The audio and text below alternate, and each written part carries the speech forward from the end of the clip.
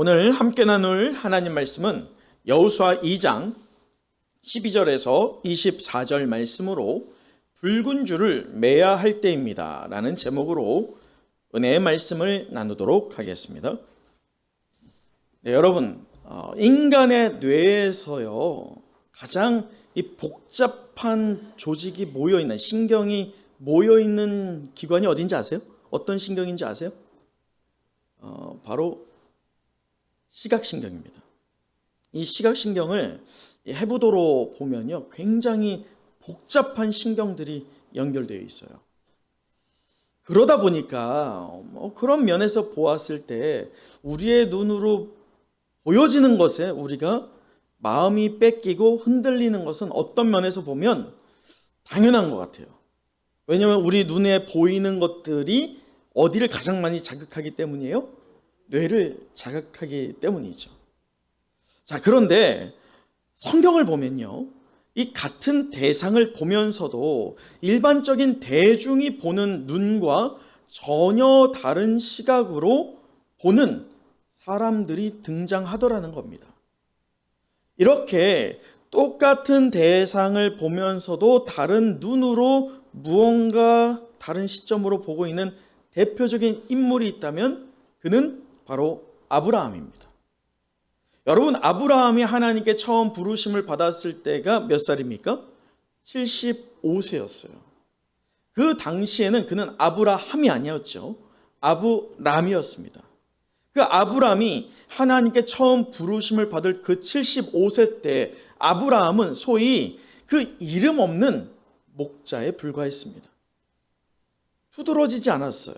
그냥 보편적인 사람에 불과했다는 거예요. 그도 똑같은 것을 보고 똑같은 것을 경험하였고 똑같이 느끼는 사람이었다는 것이죠. 근데 그에게 하나님께서 말씀하시기를 뭐라고 하느냐? 너는 너의 고향과 친척과 아버지의 집을 무엇하라? 떠나라 라고 명령하십니다. 그것만이 아니에요. 그것을 떠나는 것에서 그치는 것이 아니라 내가 너에게 보여줄 땅으로 가라 라고 말씀하세요. 떠나는 것도 불안한데 미지의 세계인 그 가나안으로 간다 라고 하는 것은 굉장히 무모한 일일 수 있죠.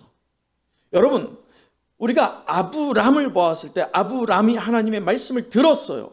사실 인간적인 눈, 보편적인 사람이 보는 눈으로 보았을 때면 하나님이 떠나라, 하나님이 가라 라고 하는 명령은 사실 너무나도 무모하기 짝이 없는 말씀입니다. 듣고 그냥 흘려보낼 수 있어요. 그러나 아브라함은 어떻게 했어요? 들은 것을 행동에 옮깁니다. 실제로 아버지를 떠나고 그리고 하나님이 지시한 땅으로 갑니다. 그럼에도 그의 이름이 여전히 무엇이었어요? 아브람이었어요. 왜냐? 그가 그 하나님의 말씀을 듣고 분명히 행동에 옮기고 있기는 했지만 여전히 그의 마음에 무엇이 있었어요? 불신이 있었어요. 그러다 보니 애굽 땅에 이르러서 자기가 위험에 처하니까 어떤 일을 행합니까? 아내인 사레를 누이라고 속이는 일이 일어나지 않았어요?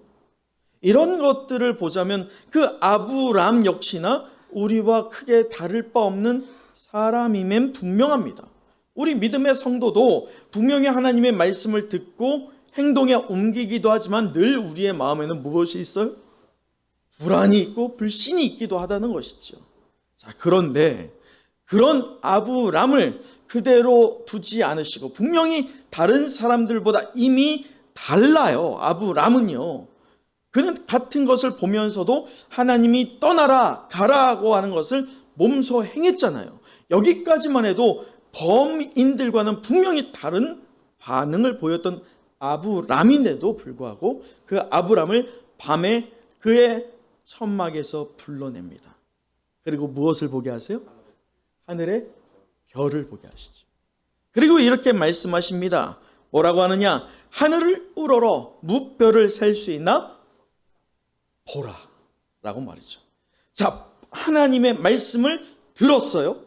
들은 것을 행했어요. 그런데도 우리의 마음에 무엇이 있어요? 불안이 있어요. 불신이 있어요. 그런 아브라함에게 무엇을 요청해요? 동사 보라를 요청합니다.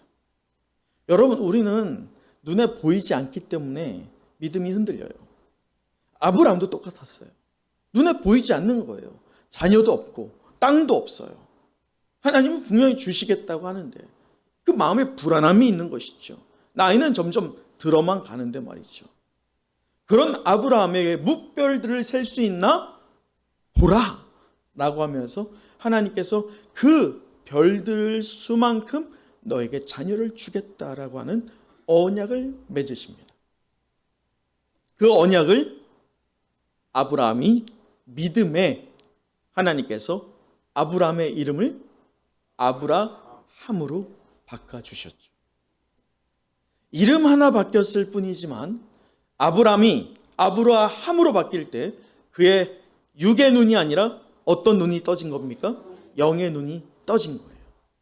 육의 눈으로 항상 불안감이 있었고 그리고 무모하다 여겨졌던 어떤 영역이 있었지만 영의 눈으로 볼 때 새로운 도전의 힘이 그에게 불어 일어났던 것입니다. 여러분, 저는 이것을 바라봄의 법칙이라고 말하고 싶습니다. 어떤 법칙이요? 바라봄의 법칙. 누구나 시선을 무언가를 바라봅니다.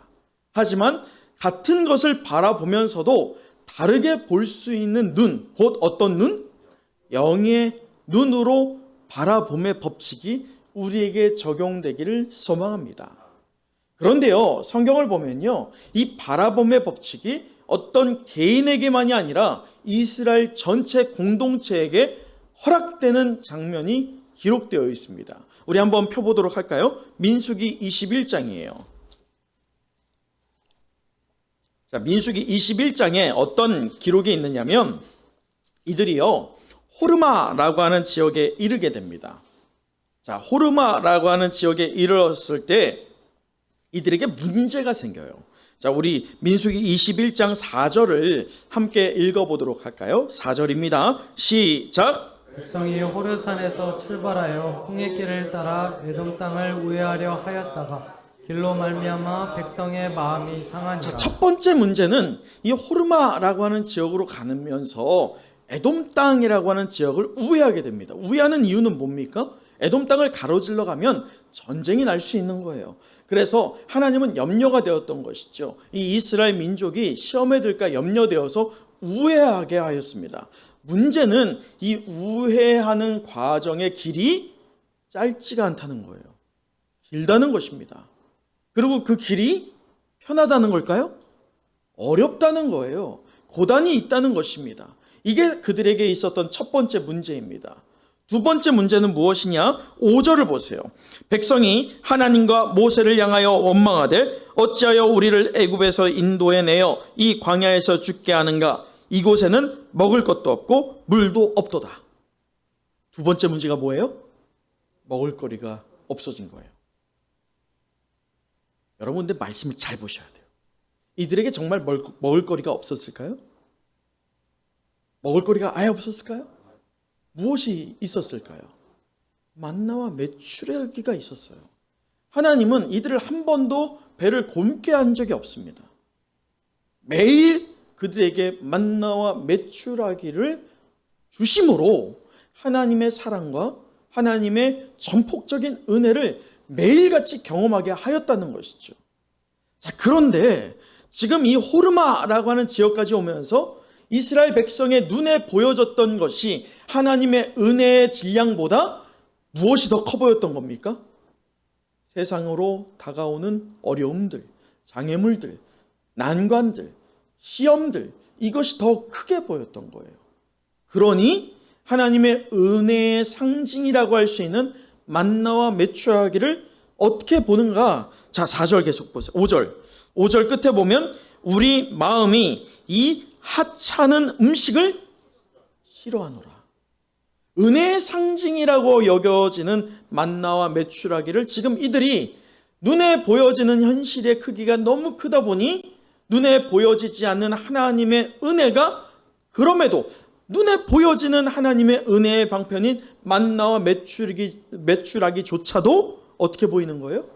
하찮게 보이는 거예요. 여러분, 이러한 상황이 우리에게 일어나지 않습니까?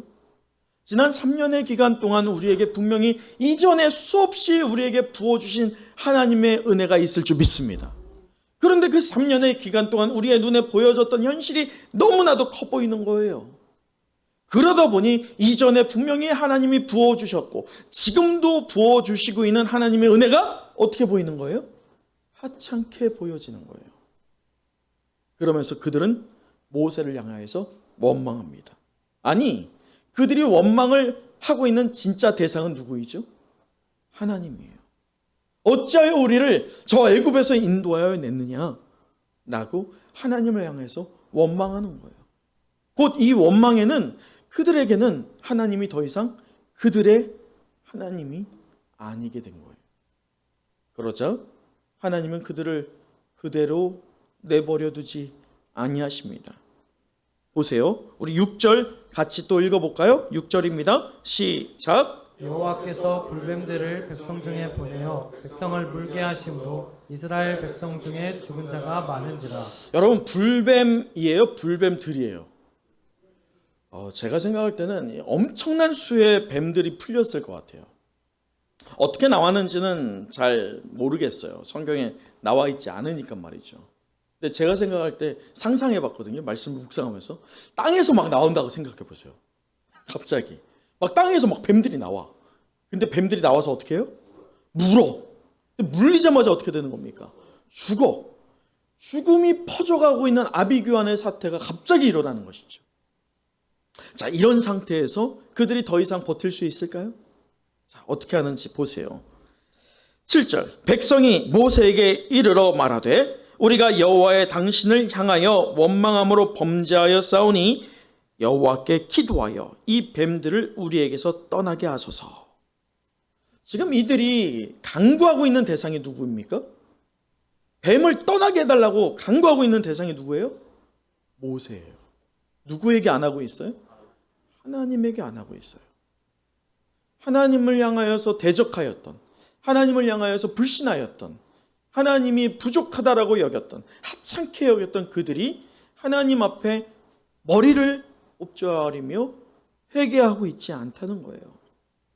오히려 모세를, 눈에 보여지는 모세를 더 붙잡고 있는 이스라엘 전체의 모습입니다. 그런데도 불구하고 하나님은 이스라엘 백성을 가엾게 여기셔서 하나의 방법, 살 수 있는 방책을 허락하여 주시는데 그것이 바로 무엇이냐? 보세요. 8절입니다. 여호와께서 모세에게 이르시되 불뱀을 만들어 장대 위에 매달아라. 물린 자마다 그것을 보면 어떻게 합니까? 살리라 라고 말씀하십니다. 여러분, 불뱀이 능력이 있겠어요? 노뱀이 능력이 있겠어요? 네?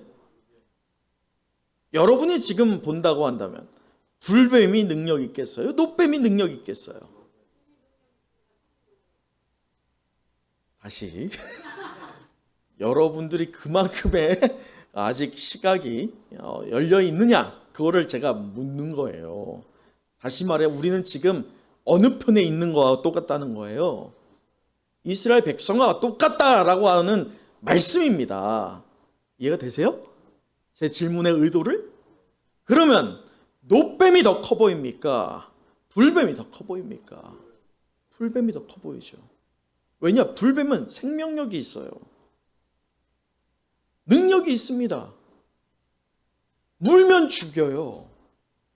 그거에 물리기만 하면 죽을 수 있다는 위협이 우리에게 다가올 수 있는 것이 불뱀입니다. 당장 눈에 보이잖아요. 이성적으로 생각해 볼 때 노뱀이 능력이 있겠어요? 절대로 그럴 수가 없죠. 노뱀은 생명력이 없어요. 뭐 노뱀을 아브라함이 굉장히 정성스럽게 만들었겠어요? 지금 급해 죽겠는데 얼기설기 만들었겠죠. 보았을 때 여러분 만나와 메추라기도 하찮게 보였던 이들인데 분명히 하나님의 은혜를 눈으로 볼 수 있었던 증거였던 만나와 메추라기도 하찮게 보여지고 있는 상황인데 얼기설기 급하게 만든 그 노뱀이 커 보였겠어요? 절대로 그렇지 않죠. 그러나 바라봄의 법칙, 분명히 하나님의 말씀이 선포됩니다. 모세를 통해서 말이죠. 저 놋뱀을 보는 자마다 다 살리라. 그러나 들은 자들 가운데에서 진정 그 놋뱀을 본 자들도 있겠지만 끝까지 보지 않았던 자들이 허다했다는 것을 우리는 잊어서는 안 됩니다. 여러분, 하나님의 약속을 믿으면 구원을 받을 줄 믿습니다. 놋뱀이 불뱀보다 힘이 없고 놀라울 만한 능력도 없음은 분명해요. 부정할 수 없는 명백한 사실입니다. 그러나 성경은 하나님의 말씀을 믿음으로 놋뱀을 볼 때 전혀 다르게 보인다는 거예요. 육의 눈으로 볼 때하고는 전혀 다르게 보여질 수 있다는 것입니다. 능력이 있어 보였던 불뱀과 상대조차 되지 않을 만큼 더욱더 큰 권능의 역사를 일으키는 것이 바로 놋뱀이었다는 것이에요. 여러분, 그와 같이요, 우리가 오늘 하나님의 말씀, 성경책에 기록되어 있는 하나님의 말씀, 이거 찢어도 됩니까? 안 됩니까? 되죠? 찢어도 됩니다. 돼요. 책이니까. 찢었으면 어떻게 하면 돼요? 붙이면 돼요. 그런데 이 책을 하나님의 말씀으로 믿느냐 아니냐는 전혀 다른 문제예요. 하나님의 말씀으로 믿을 때 단 한 줄의 말씀을 통해서 우리의 영이 살아나게 될 줄 믿습니다. 그것이 바로 하나님의 말씀의 권능이에요. 같은 공동체 안에 있으면서도 성경의 말씀을 그냥 문자로 보느냐, 하나님의 말씀으로 보느냐, 전혀 다를 수 있어요. 오늘 이 자리에 있는 모든 은성의 영가족 모두 다가요, 이 바라봄의 법칙을 통해서 단순히 하나님의 말씀을 문자로 보는 것이 아니라 어제나 오늘 내일 우리의 삶을 인도해 가시는 강력한 하나님의 역사가 있는, 하나님의 살아 역사하시는 능력의 말씀으로 받아들이는 모든 성도 되기를 간절히 축복합니다. 여러분, 그런데 오늘 이러한 말씀의 권능을 듣고 몸소 행한 한 명의 인물이 우리는 지난주부터 보고 있습니다. 그가 누구입니까? 라합입니다. 가나안 족속이었고요, 곧 무너질 수 있는 여리고의 백성입니다. 그리고 그는 몸을 파는 기생이었어요. 죽어 마땅한, 율법의 기준으로 보면 죽어 마땅한 자였습니다. 그런데 하나님은 그를 통해서 분명한 역사를 일으켜 가시는데, 우리 지난주 말씀 기억하시죠? 여호수아를 통해서 2명의 정탐꾼이 파견이 됩니다. 무엇 때문입니까? 사진을 보면 바로 여리고 성이었어요. 그 여리고 성을 정탐하기 위하여서 2명의 정탐꾼을 보내었죠. 우리가 지난주 사진을 보는 바와 같이 여리고 성은 2개의 성벽으로 이루어져 있습니다. 밖에 성벽이 무너진다 할지라도 이 무너짐의 과정에서요, 무너진 토사가 어떻게 되게 돼 있어요? 앞으로 쏟아지게 돼 있어요. 아무리 쳐들어온다 해도 그 쏟아지는 토사가 너무나도 많다 보니까 절대로 그 앞에 있는 적군들이 쳐들어올 수가 없어요. 설령 첫 번째 성벽을 무너뜨린다 해도 두 번째 성벽을 무너뜨리는 것은 불가능했습니다.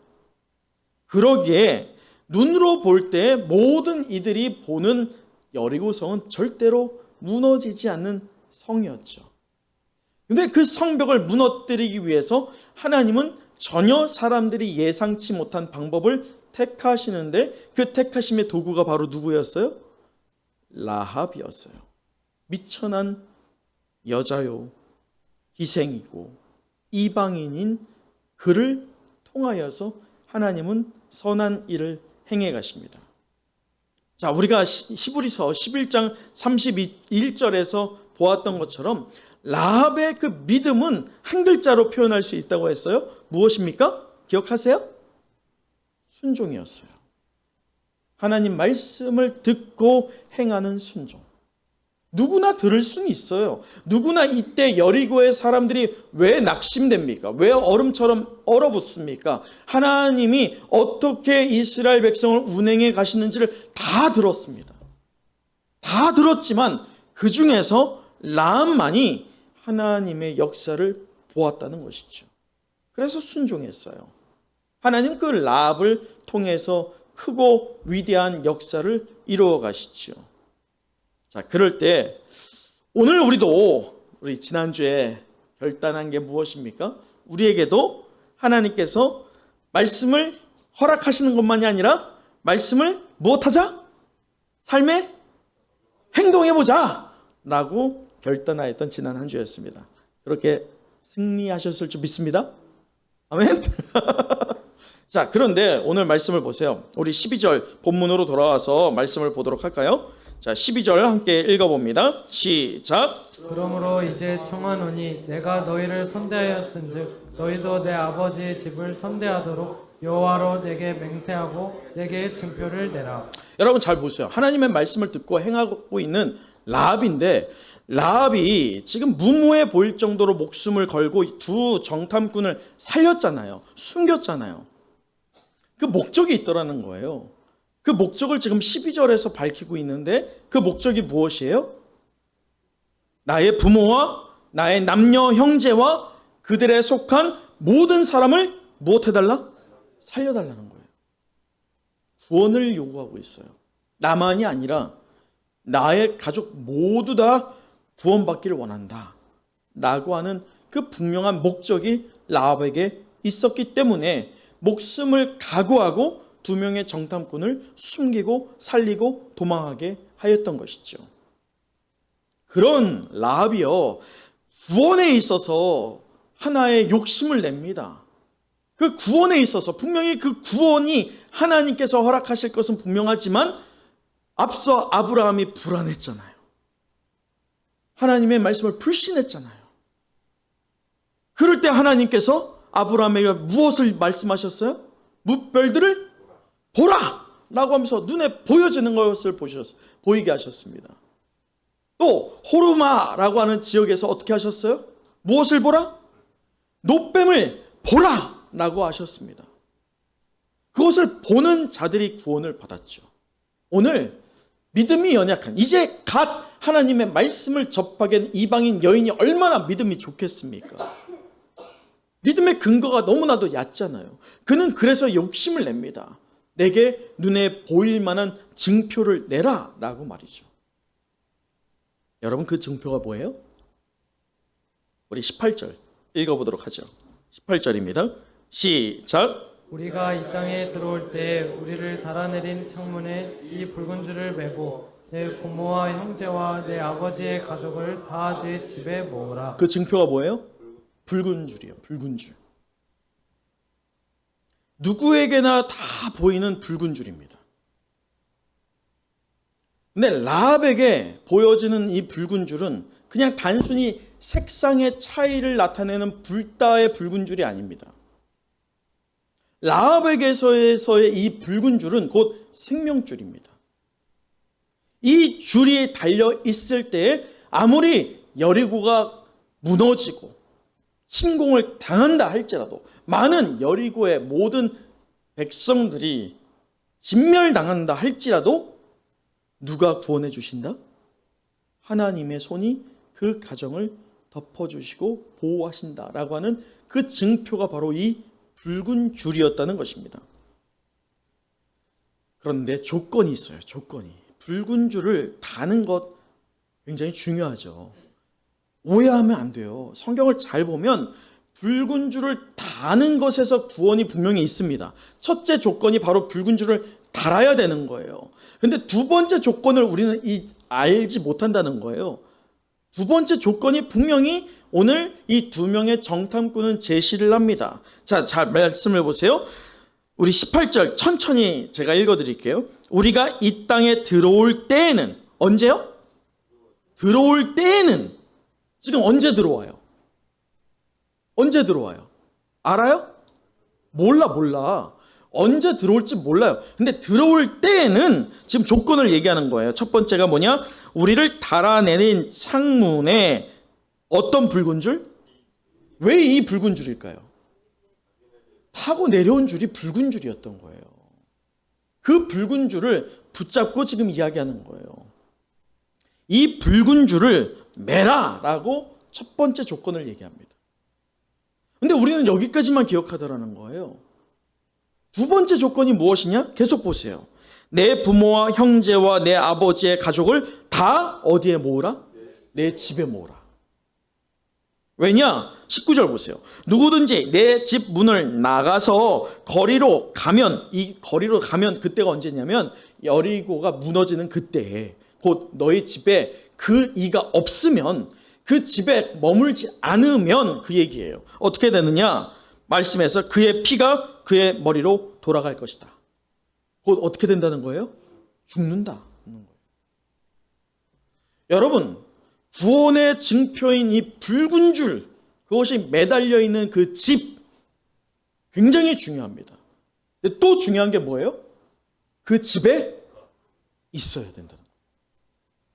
이것은 마치 우리가 노아를 생각해 보면요, 노아의 가족들이 그 대홍수의 심판을 하나님께서 노아에게 명령하셔서 노아가 무엇을 짓습니까?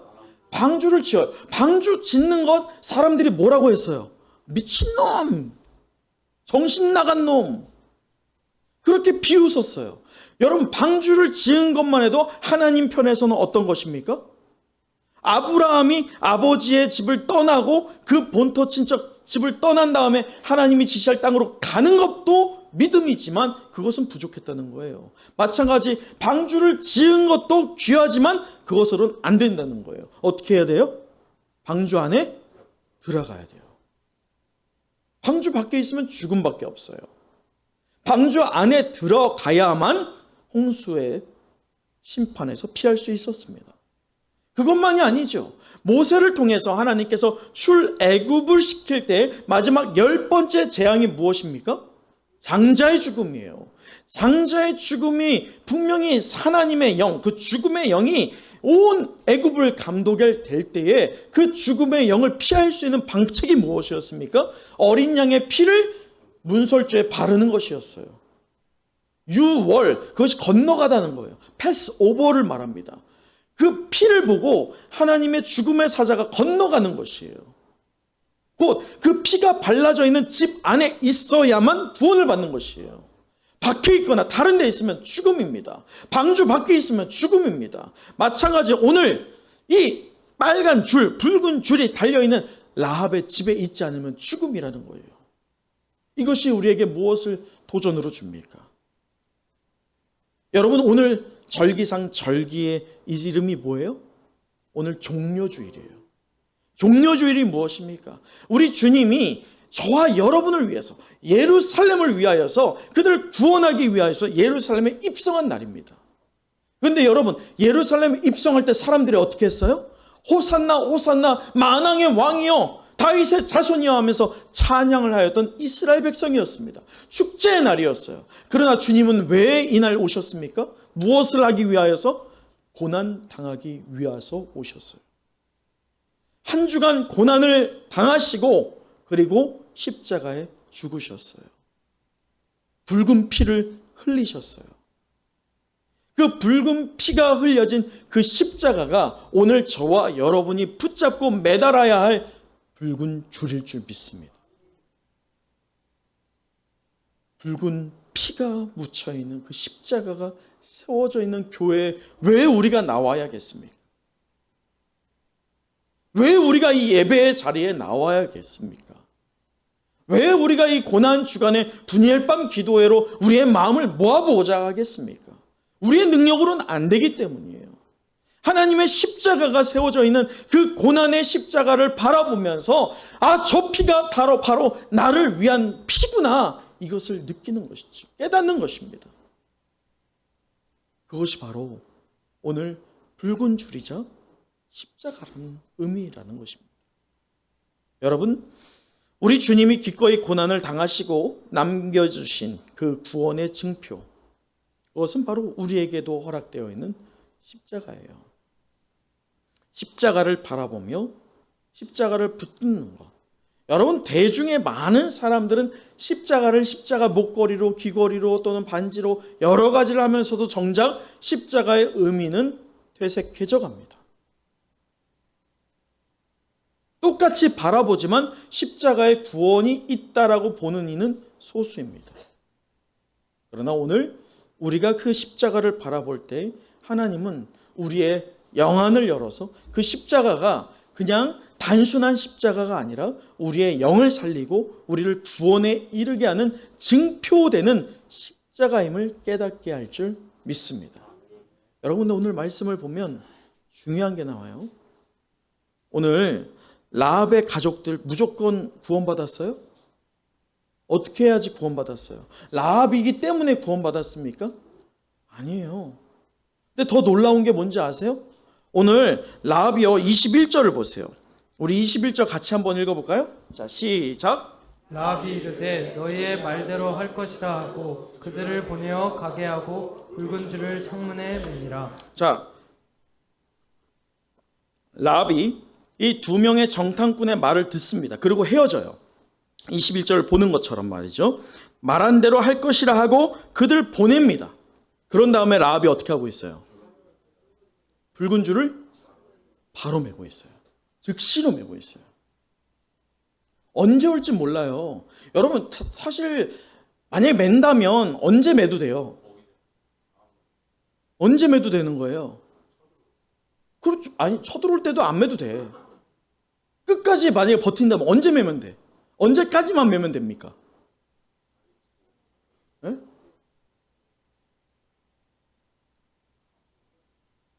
무너질 때, 여리고성이 무너지면 바로 쳐들어오거든. 여러분, 무너지기 전에 라합의 창문에 달려 있어야지 위치를 잡을 거 아니에요. 무너지고 나서 달면 위치를 잡겠어요? 못 잡지. 무너지기 직전에 달아도 돼요. 아직도 한참 시간이 있어요. 근데 라합이 지금 바로 그 즉시로 자기의 창문에 붉은 줄을 달았어요. 그 말은 무슨 말입니까? 그 즉시로 무엇을 했다는 거예요? 뭘 순종했다는 거예요? 그냥 순종이라고 막 쉽게 말하지 마시고 말씀에 근거해서 지금 어떤 순종이 라합에게서 보여지는 겁니까? 네? 네? 약속을 믿었어요. 그러니까 약속을 믿고 뭘 했냐고요. 순종의 모습이 있어야 될 거 아니에요. 즉시로. 네? 왜 붉은 줄을 왜 맵니까? 여러분 지금 자꾸 다른 다리를 긁고 있어. 붉은 줄을 왜 맵니까? 살기 위함이에요. 구원받기 위함이에요. 그런데 붉은 줄을 지금 맸다라고 한다면 무엇이 이제 시작되는 거여야 됩니까? 네? 그래, 순종. 그래. 순종만 얘기하지 마시고 순종이 왜 어떤 모습으로 순종이라고 말할 수 있냐 이거예요. 지금 무너지기 직전에 달아도 되거든요. 그러면 어떤 문제가 생길까? 무너지기 달기 전에 단다. 가족 구원이 안 되잖아. 가족 언제 모을 거예요? 지금 무너지고 있는데. 지금 라합이 듣자마자 달고 있다는 것은 듣자마자 무엇을 하고 있다는 거예요? 식구를 구원하고 있다는 거예요. 언제 올지 모르거든. 이스라엘 군대가 언제 올지 모르는 상황에 지금 한시가 바쁘거든. 지금 이때를 놓치면 내 가족이 어떻게 되는 거예요? 죽을 수 있거든.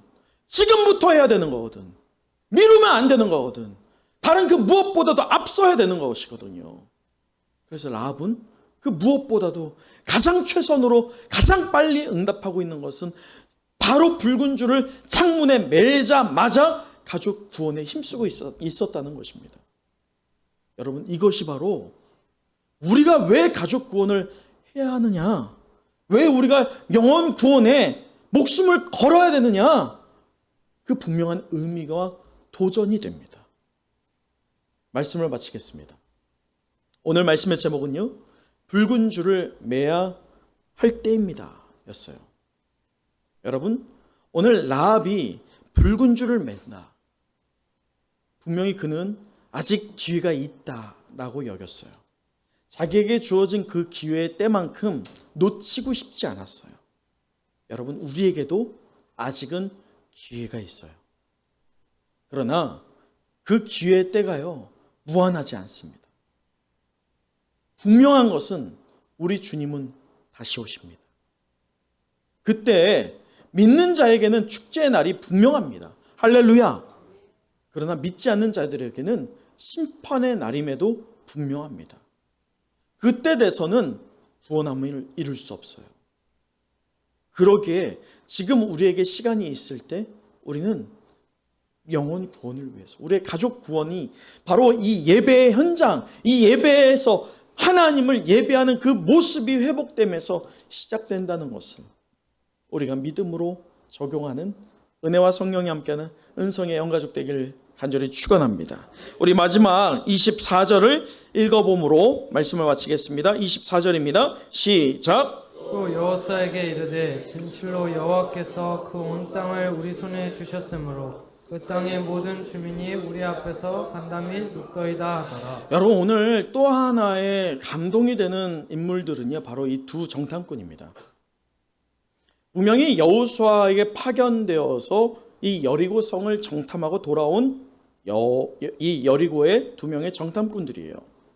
그들은 소상히 그들이 보고 듣고 경험한 것들을 여호수아에게 말했지만 이 과정에서 단순한 어떤 사실만을 전하지 않고 있다는 거예요. 여러분 잘 보세요. 24절에 또 여호수아에게 이르되, 그러니까 22절, 23절은 객관적인 사실을 말합니다. 그런데 24절에는 진실로라고 표현해요. 진실로 여호와께서라고 하면서 이들의 믿음의 고백이 지금 들어가고 있다는 것입니다.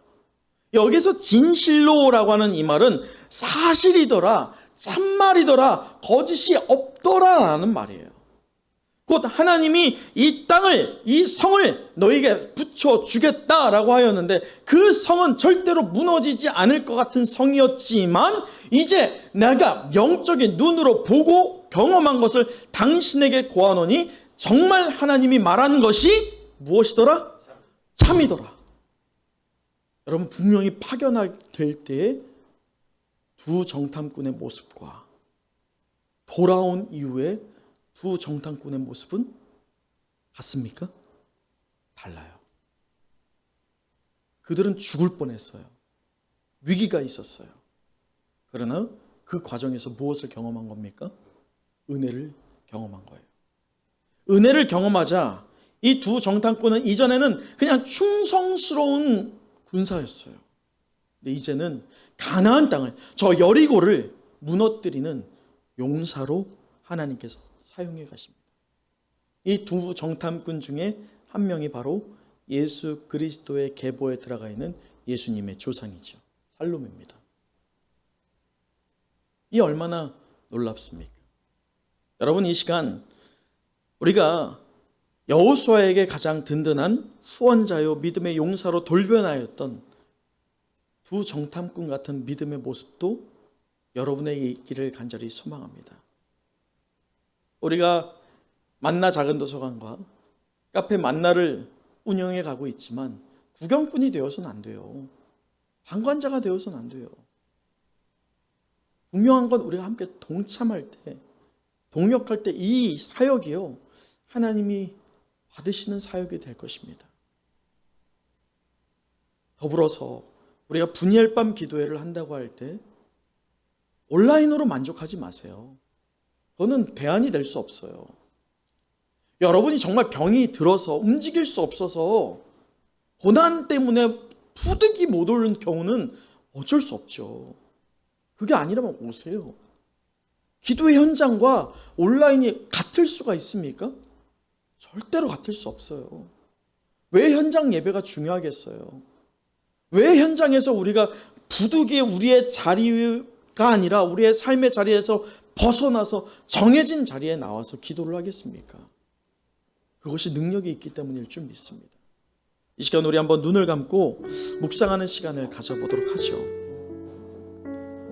여러분, 오늘 이 기생 라합, 그 누구도 관심 두지 않았던 인물 아니겠어요? 이 두 명의 정탐꾼도 사실 어떤 충성스러움은 있었지만 이 여호수아와 비교할 때 그들에게는 믿음이라는 게 크게 보여지지 않았습니다.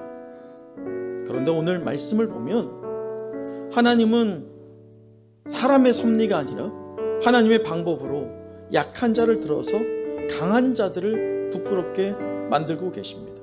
라합을 통해서, 두 명의 정탐꾼을 통해서 하나님께서 하나님의 일을 행해 가시는 것을 보십시오. 여기에서 우리가 무엇을 느끼게 됩니까? 큰 은혜에서 큰 믿음이 나아진다는 거예요. 하나님의 큰 은혜가 우리에게 부어질 때 내 열심으로 큰 믿음이 나아지는 게 아니라 하나님의 크나큰 그 은혜하심 때문에 큰 믿음이 흘러나올 수밖에 없게 된다는 것이죠. 또 이 큰 믿음은 큰 행함을 낳게 됩니다. 여러분, 오늘 말씀을 듣고 우리가 이제 고난주간을 맞이할 때 그 붉은 줄, 구원의 증표되는 그 십자가, 그것을 우리의 가슴에 새기면서도 우리의 눈으로 바라보며 그 영광을 또 은혜를 우리가 경험하기를 간절히 소망하는 모든 은혜와 성령이 함께하는 은성의 영가족 되기를 간절히 축원합니다.